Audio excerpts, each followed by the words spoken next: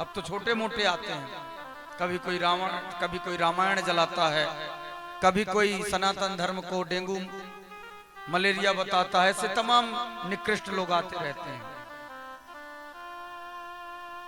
सनातन था, सनातन है और सनातन रहेगा। जिस दिन सनातन नहीं रहा उस दिन ये दुनिया अपने आप समाप्त हो जाएगी। बस इतना ही बहुत है। और आपसे एक बड़ी बात और बताएं कि हमारे यहाँ सिर्फ भारत ही, इतने देशों में सिर्फ भारत ही पुण्य भूमि है। पुण्य और कर्म भूमि सिर्फ और सिर्फ भारत है। बाकी जितनी भूमियां हैं, जितने देश हैं, वो सब भोग भूमि है। भारत एकमात्र कर्म भूमि है और पुण्य की भूमि है, योग की भूमि है। हम सब बड़े भाग्यशाली हैं कि प्रभु ने भारत देश में जन्म दिया। भारत में तो कोई जन्म ले लेना उसकी मुक्ति हो जाती है। शिव पुराण में वर्णन आता है कि जहां पर आप रह रहे हैं और वहां से लगभग 5 किलोमीटर के क्षेत्र में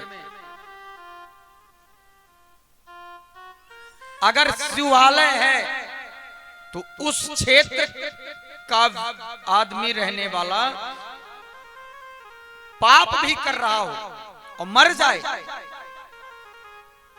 पाप करते करते, पर वह शिव क्षेत्र में रह रहा है तो उसकी मुक्ति हो जाती है।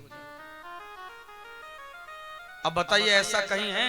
आपके देवसर में ही देखा जाए तो 5 किलोमीटर की बात छोड़िए, छोटी सी जगह पे लगभग 2-3 किलोमीटर में तो फैला होगा आपका क्षेत्र। इतने में कम से कम 20 मंदिर होंगे शिव जी के। घर घर शिव जी बैठे हैं। भारत में तो कोई जन्म मात्र ले ले उसकी मुक्ति हो जाती है। तभी तो भगवान भी भारत में जन्म लेने के लिए आते हैं। हाँ? भारत देश प्रभु की अनंत अनंत कृपा से भारत देश में वास मिलता है। एक बार